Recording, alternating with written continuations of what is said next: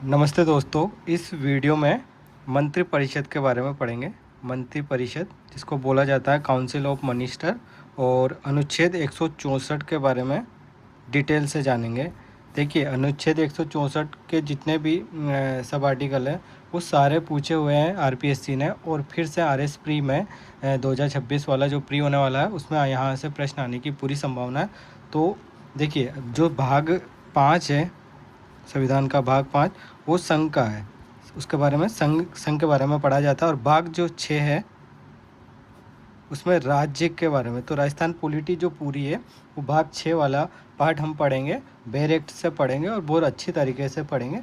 तो देखिए, इस वीडियो में मैं सिर्फ अनुच्छेद 164 पढ़ाने वाला हूँ आपको, और उसको पढ़ाने से पहले थोड़ी सी भूमिका के रूप में कुछ और चीज़ें आपको बताने वाला हूँ। तो देखिए, शुरुआत करते हैं।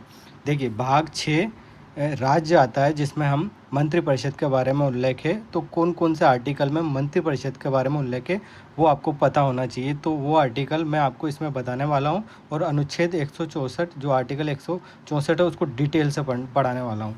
तो देखिए, भाग 6 में राज्य आता है, और हम पढ़ेंगे मंत्रिपरिषद जिसको बोला जाता है काउंसिल ऑफ मिनिस्टर। भाग 6 में 6 अध्याय हैं। अध्याय 1 में राज्य की परिभाषा है, केवल एक आर्टिकल है 152। अध्याय 2 में कार्यपालिका आती है, जिसमें राज्यपाल से लेके राज्यपाल वाले प्रावधान है। तो अनुच्छेद 153 से लेके 167 तक कार्यपालिका के बारे में पढ़ा जाता है। और कार्यपालिका में क्या क्या आता है ये आपको पता होना चाहिए। राज्यपाल, मुख्यमंत्री, मंत्रिपरिषद और महाधिवक्ता, ये सब आते हैं। अध्याय 3 है भाग 6 में, जिसमें राज्य विधानमंडल या विधायिका आती है। 168 से लेकर अनुच्छेद 212 तक इसमें प्रावधान इंक्लूड है इसमें। अध्याय 4 में केवल एक आर्टिकल आता है, अनुच्छेद 213, जो आपको काफ़ी डिटेल से पढ़ना होगा, और इसके सब आर्टिकल भी पढ़ने होंगे आपको। यहाँ से प्रश्न आने की पूरी संभावना है। वो भी मैं आपको अगले वीडियोज में पढ़ाऊँगा, जिसमें राज्यपाल की विधायी शक्ति यानी कि अध्यादेश की शक्ति होती है। अध्याय 5 है हाईकोर्ट, 214 से लेकर 232 आर्टिकल तक के आर्टिकल हैं इसमें। और अध्याय 6 है जिसमें अधीनस्थ न्यायालय यानी वो कहे डिस्ट्रिक्ट कोर्ट है, सबऑर्डिनेट जो कोर्ट हैं वो होते हैं 233 से लेकर 237। तो देखिए, 152 से लेकर 237 तक के जो आर्टिकल हैं वो राजस्थान पॉलिटी से संबंधित है, 237। और इन्हीं को आपको पढ़ना है, जिसमें आपकी पूरी राजस्थान पॉलिटी इंक्लूड हो जाती है।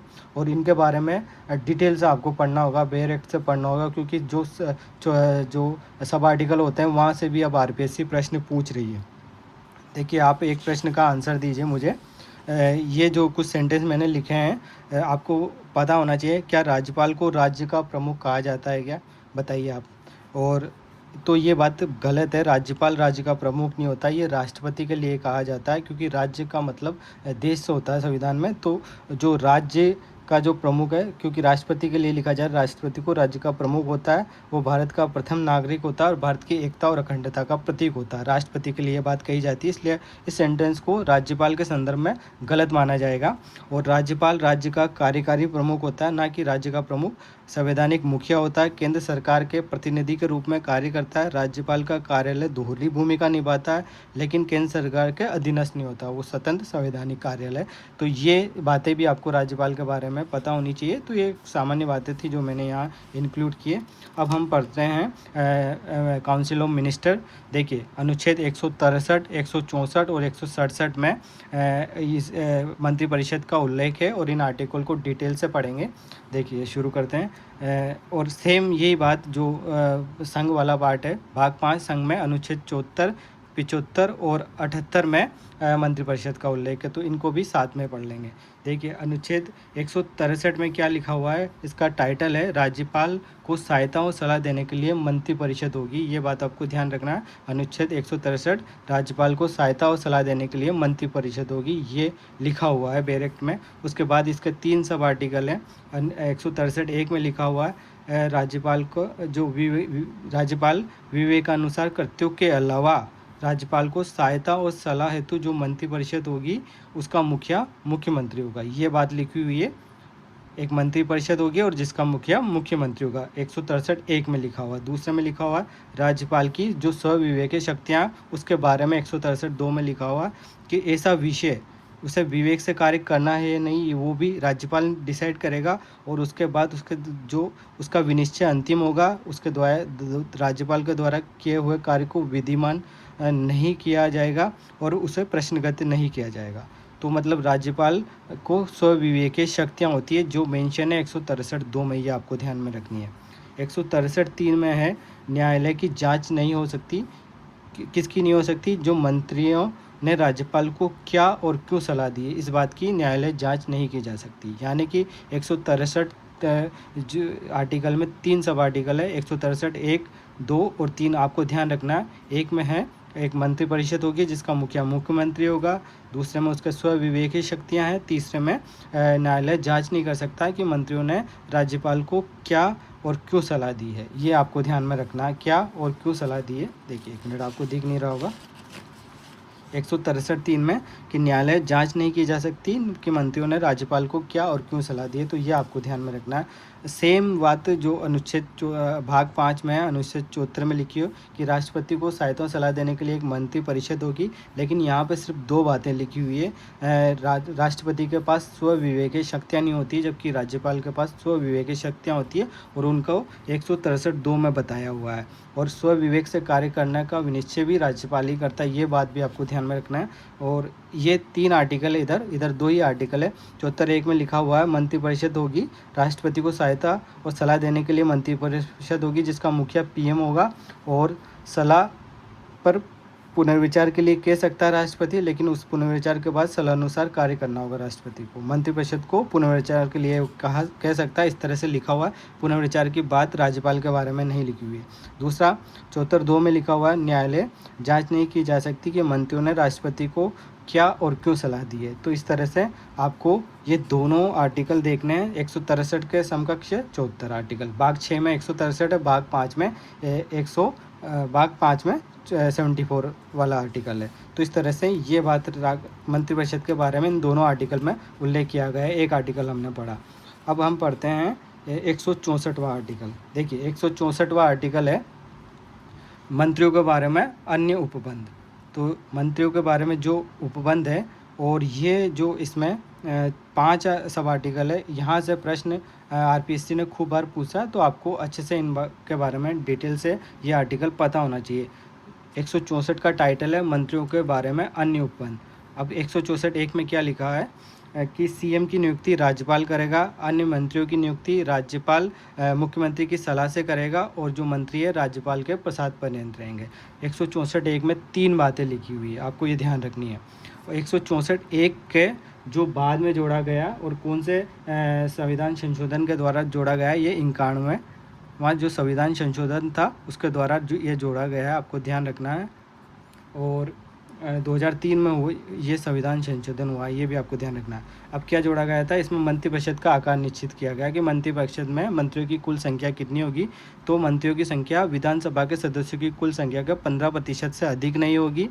ये बात है सीएम सहित। यानी कि राजस्थान के संदर्भ में बात करें तो अभी विधानसभा के सदस्यों की कुल संख्या 200, उसका 15% होता है 30, यानी कि 1+29 मंत्री परिषद में कुल मंत्री होंगे। और उसके बारे एक और प्रावधान लिखा हुआ कि 12 से कम नहीं होगी, यानी कि 1+11 होगा। सबसे कम से कम कितने मंत्री हो सकते हैं मंत्रिपरिषद में? 12, और ज़्यादा से ज़्यादा 30। तो ये प्रावधान है 164(1) के में, ये आपको ध्यान रखना है। और ये कब जोड़ा गया? 91 वहाँ जो संविधान संशोधन हुआ था 2003 में, तब जोड़ा गया था। 164(1) के में मंत्रिपरिषद का आकार है, या यूँ कहें मंत्रिपरिषद में मंत्रियों की कुल संख्या कितनी होगी, ये बात कही हुई, ये आपको ध्यान में रखनी है। 164(1) में लिखा हुआ है जो राजनीतिक दल के बारे में उल्लेख है कि 10वीं अनुसूची के आधार पर जो दल बदल के आधार पर अयोग्यता होती है, वो अयोग्यता बनी रहेगी, मंत्री और सीएम नहीं रहेंगे अगर इस आधार पर अयोग्यता होती है। तो ये 164(ख) का प्रावधान है। सेम प्रावधान जो भाग 5 है, तो अनुच्छेद 75 में लिखे हुए हैं, वो भी मैं आपको बताऊंगा। पहले 164 देख लेते हैं। 164(2) में लिखा हुआ है मंत्रिपरिषद राज्य की विधानसभा के प्रति सामूहिक रूप से उत्तरदायित्व होगी। 164(2) में ये लिखा है। 164(3) में लिखा हुआ है मंत्री पद और गोपनीयता की शपथ लेंगे, और शपथ का प्रारूप अनुसूचित 3 में लिखा हुआ है, बनाया हुआ है, और राज्यपाल द्वारा शपथ दिलाई जाएगी। 164(4) में लिखा हुआ है 6 माह तक कोई भी व्यक्ति सीएम बन सकता, मंत्री बना रह सकता, लेकिन 6 महीने के बाद उसे विधानमंडल की सदस्यता लेनी होगी। ये बात लिखी हुई 164(4) में। और 164(5) में लिखा हुआ वेतन भत्ते, जो मंत्री होते हैं उनके वेतन भत्ते विधानमंडल द्वारा निर्धारित किए जाएंगे। अगर विधानमंडल ऐसा नहीं करती है तो दूसरी अनुसूची के अनुरूप निर्धारित होंगे।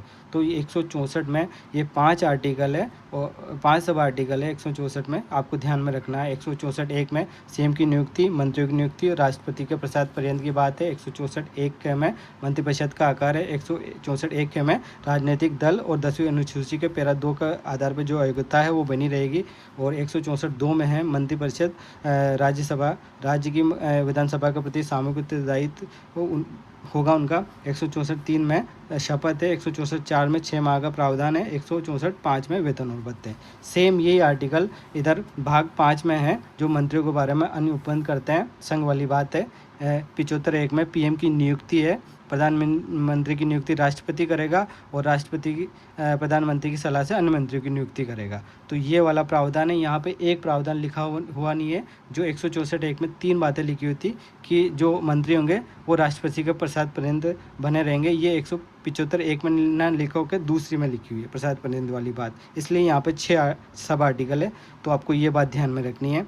75(1) के में वही बात लिखी है, मंत्रिपरिषद में मंत्रियों की कुल संख्या कितनी होगी, लोकसभा के कुल सदस्यों के 15% से अधिक नहीं होगी। यहाँ कम वाली बात लिखी हुई नहीं है। 75(1) में दल बदल के आधार पर जो योग्यता होगी वो बनी रहेगी। 75(2) में मंत्री राष्ट्रपति के प्रसाद पर्यंत रहेंगे, ये बात लिखी हुई है। और 164(1) में ही लिखी हुई थी उधर, हमने जब राज्य वाली बात देख रहे थे। और 75(3) में लिखा हुआ है मंत्रिपरिषद लोकसभा के प्रति सामूहिक रूप से उत्तरदायी रहेगी। 75(4) में शपथ का प्रावधान है। राष्ट्रपति दिलाएगा पद व गोपनीयता की शपथ दिलाएगा, तीसरी अनुसूची के अनुसार जो प्रारूप बना उसका अकॉर्डिंग। 75(5) में 6 वाला प्रावधान है। कोई भी मंत्री 6 महीने तक बना रख सकता, प्रधानमंत्री किसी को बनाया जा सकता है, लेकिन उसको 6 महीने के भीतर किसी भी एक से सदन की सदस्यता लेनी होगी। और 75(6) में वेतन भत्ते हैं मंत्रियों के, कौन निर्धारित करेगा, संसद निर्धारित करेगा। अगर संसद ऐसा नहीं करती है तो दूसरी अनुसूची के अनुरूप ये उनको वेतन भत्ते दिए जाएंगे। तो ये जो 2 आर्टिकल हैं 163, 164 और एक और आर्टिकल है जो मंत्रिपरिषद के बारे में है, वो है 167 जिसमें सीएम के कर्तव्य है। इधर भी है 78 जिसमें पीएम के कर्तव्य है। तो ये दोनों आर्टिकल अगले वीडियो में डिस्कस करेंगे। और इस तरह से ये जो इम्पोर्टेंट आर्टिकल है, जैसे 165 राज्य के महाधिवक्ता के बारे में, 166 राज्य की सरकार का कार्य संचालन, तो ये आर्टिकल भी बहुत इंपॉर्टेंट है 166।